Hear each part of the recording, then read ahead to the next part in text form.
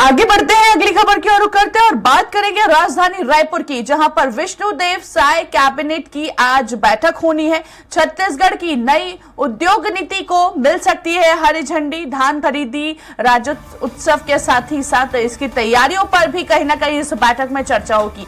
OBC survey report पर भी मोहर लगने की संभावना नजर आ रही है। तो आज सीएम साय की कैबिनेट बैठक है और इस बैठक में कई अहम प्रस्तावों पर मंजूरी मिल सकती है। साथ ही साथ बता दें आपको, आगामी त्योहार है, इसको देखते हुए धान खरीदी राज्य उत्सव की तैयारियों पर भी चर्चा हो सकती है। ओबीसी सर्वे रिपोर्ट पर भी इस बैठक में मोहर लगने की संभावना जताई जा रही है। तो छत्तीसगढ़ की नई उद्योग नीति को हरी झंडी इस बैठक में मिल सकती है। तो कई प्रस्ताव पर आज मंजूरी प्रस्ताव पर मिल सकती है। इसके साथ ही विष्णुदेव साय कैबिनेट की आज बैठक होनी है। सीएम की अध्यक्षता में यह बैठक आयोजित की जाएगी। दिवाली है, लेकिन उसके पहले यह बैठक काफी महत्वपूर्ण मानी जा रही है। तो बता दें आपको, ओबीसी सर्वे रिपोर्ट में इस बैठक में मोहर लगने की संभावना जताई जा रही है। छत्तीसगढ़ की नई उद्योग नीति को भी कहीं ना कहीं हरी झंडी इस बैठक के माध्यम से मिल सकती है।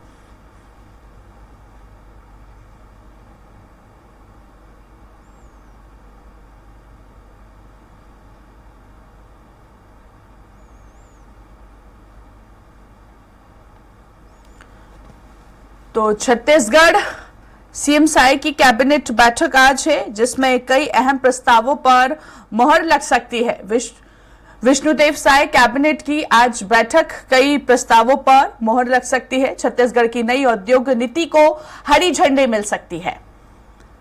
धान खरीदी राज्योत्सव की तैयारियों पर भी चर्चा इस बैठक में संभव है। ज्यादा बातचीत करेंगे, सहयोगी गोपी का रुख करेंगे। अधिक जानकारी के लिए हमारे साथ लाइव जुड़ चुके हैं। गोपी, आज कैबिनेट बैठक है, कौन कौन से प्रस्ताव पर आज मंजूरी मिल सकती है इस बैठक के माध्यम से?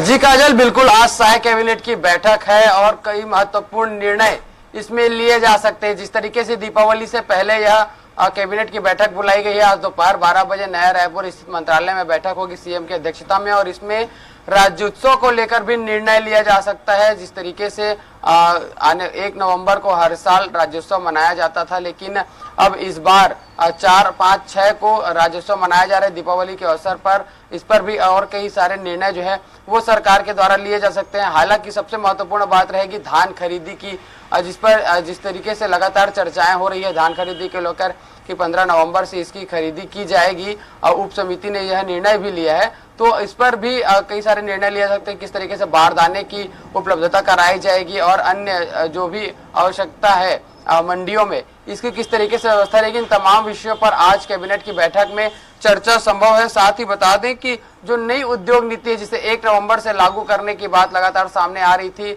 प्रधानमंत्री नरेंद्र मोदी से इसके लिए समय भी मांगा गया था कि उनके द्वारा इस नई उद्योग नीति का जो लागू है वो प्रदेश में की जाए, इसको भी लेकर चर्चा की जाएगी। बता दें कि नई उद्योग नीति से लगातार सरकार जो है वो अन्य प्रदेश के उद्योगपतियों को किस तरीके से यहाँ पर आकर्षित किया जाए, यहाँ पर उनके उद्योग स्थापित किए जाए, इसे लेकर लगातार रणनीतियां तैयार कर रहे हैं। और इसी रणनीति के तहत नई उद्योग नीति तैयार की गई है। इसे लागू करने के लिए अब चर्चाएं जो है वो लगातार की जा रही है। साथ ही बता दें कि कैबिनेट में जो ओबीसी सर्वे रिपोर्ट है, जिसके चलते कहीं ना कहीं जो नगरीय निकाय पंचायत चुनाव जो है वो लगातार उसके डेट बढ़ते जा रहे हैं, इसे लेकर भी इस पर रिपोर्ट जो है वो कैबिनेट में सामने लाई जा सकती है कि किस तरीके से, क्योंकि ओबीसी सर्वे जो रिपोर्ट है इसके आने के बाद ही नगरीय निकाय चुनाव की तैयारियां जो है वो तेज होगी कि किस तरीके से इस पर तैयारी आने वाले दिनों में की जाए। इसे लेकर काफी समय से चर्चाएं जो है वो भी की जा रही, तो यह भी आज जो रिपोर्ट है वो इस कैबिनेट में सौंपी जा सकती है, उस पर भी मुहर लग सकती है सर्वे रिपोर्ट पर।